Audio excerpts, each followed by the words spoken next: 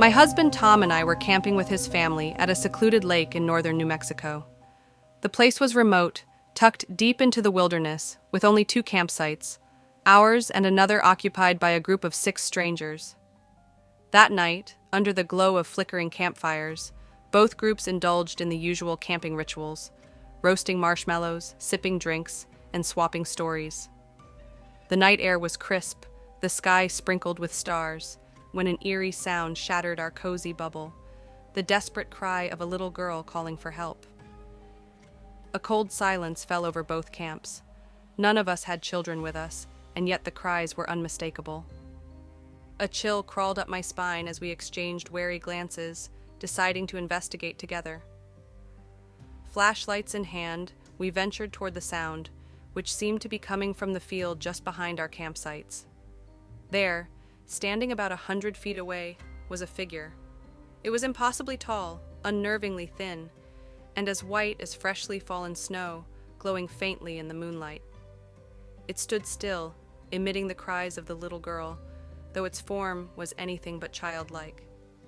We stared, rooted to the spot, hearts pounding in our chests. As we took hesitant steps forward, the figure began to retreat, gliding backward into the dense tree line without making a sound. The cries continued, echoing through the night long after it vanished. Sleep eluded us that night. The voice of the unseen girl haunted the darkness, weaving through our tents, growing fainter only with the approach of dawn. I still hear those cries in my dreams, and I wonder if that voice was ever meant to be found.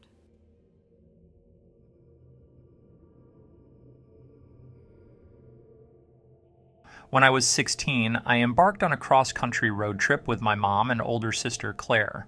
It was late, but we were wide awake, cruising down a desolate stretch of interstate with nothing but the hum of the tires and the occasional distant headlights to keep us company. After hours on the road, we pulled into the only rest stop we'd seen for miles, a lonely flickering gas station surrounded by shadowy trees. A van full of teenagers was parked near the pumps, their laughter faint but strained. In front of us was a small gray car with 2 men standing motionless beside it. As soon as we arrived, an unsettling weight settled over us. The place felt wrong. Not just creepy, wrong. My mom and Claire went inside while I stayed in the car, watching. The teenagers fiddled with the pump, but soon abandoned it, muttering about how nothing felt right before speeding off into the night. I kept my eyes on the 2 men. They hadn't moved an inch. They weren't talking, weren't checking their phones, just standing there, still as statues. When my mom and sister came sprinting back, their faces pale and panicked, the men finally moved, but not like normal people. Their heads turned slowly, almost mechanically toward us, while their bodies remained rigid. And then we saw their eyes. They weren't just dark, they were empty, pits of absolute void, swallowing any light that dared touch them. No reflection, no life. We tore out of that rest stop, hearts pounding, not daring to look back. When we reached the next city, we pulled over, shaken and breathless. But when we tried to find that rest stop again, it was gone. No trace on maps, no recollection from locals. We've driven that stretch of road since, but the gas station never existed.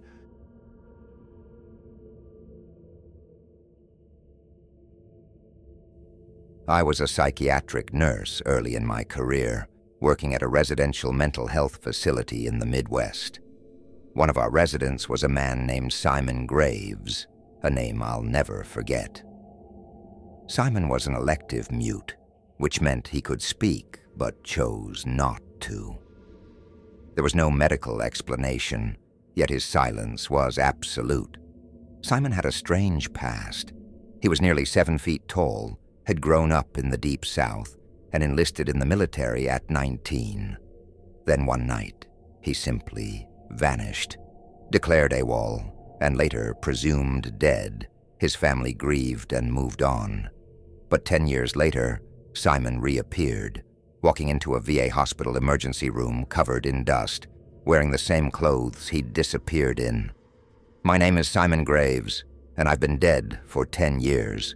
He told the receptionist. Those were the last words he ever spoke. He had no identification, and his social security number hadn't been used in a decade. Fingerprints confirmed his identity, but when his family was notified, they refused to believe it. Our Simon is dead, they insisted. Whoever that man is, he isn't our son. Don't contact us again. Simon spent his days pacing the facility's hallways, his lips moving as though he were speaking, though no sound ever escaped. He had a habit of throwing his head back, mouth wide open, as if laughing. But there was never a sound, not even a breath. We tried everything. Medications, therapy, even gentle conversation. Nothing reached him. On my last day at the job, I saw Simon in the parking lot, pacing in that same eerie manner, head thrown back in silent laughter. Sometimes I wonder, was I caring for a man, or had I been watching over a ghost all along?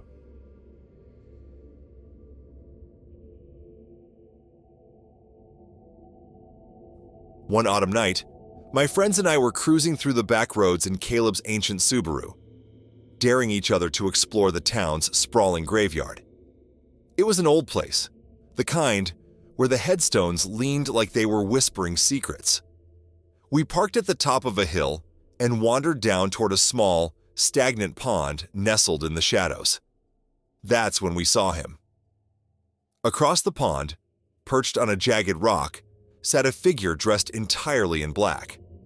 He wore an old-fashioned top hat, the kind you'd see in Victorian portraits. His face was hidden in shadow, and despite our shouts and waves, he didn't move. Then, without warning, he sprang to his feet and ran. But not on land. He sprinted across the water, feet skimming the pond's surface, heading straight for us. Halfway across, he vanished into thin air. We screamed, bolting back to the car. But the Subaru wouldn't start. The night pressed in, thick and suffocating, as something began banging on the back of the car. Slow, deliberate thuds that echoed through the stillness. We couldn't see anything in the dark, but the sound was undeniable. Phones were useless. No signal. No escape. We sat in suffocating silence, waiting, hearts pounding with every echoing bang. After what felt like an eternity, the noises stopped, but the oppressive weight remained, like unseen eyes watching us. Finally, the car roared to life, and Caleb floored it, tearing out of the graveyard at breakneck speed. The moment we crossed the cemetery gates, our phones buzzed back to life. But we didn't stop. Not until we were far, far away. I know what we saw that night wasn't human, and whatever it wasn't alone.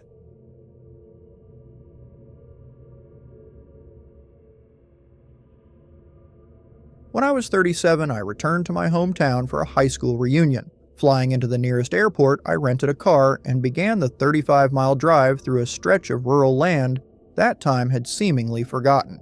About 3 miles outside town, I saw someone waving me down on the roadside. It was Mark Turner, an old classmate I hadn't seen in 20 years. He looked nearly the same, just a little older with that familiar crooked smile. I pulled over and he hopped in. We chatted like no time had passed, reminiscing about school days and old friends. When we reached town, I asked if he wanted to join me at the VFW for a drink. He shook his head. "Just take me home," he said, pointing toward the outskirts of town. We drove to the edge of a mobile home park where he asked to be dropped off. "It was good to see you again," he said, stepping into the darkness without another word. At the reunion, I told my classmates I'd seen Mark. The room fell silent. Faces went pale. "You couldn't have," someone whispered. "Mark died on that curve 8 years ago. Car accident. We were all at his funeral." I laughed, thinking it was a prank, until I went back to my car. Sitting on the passenger seat was a newspaper, yellowed with age. The date was from 8 years prior, and on the front page was Mark's obituary. I still have that newspaper.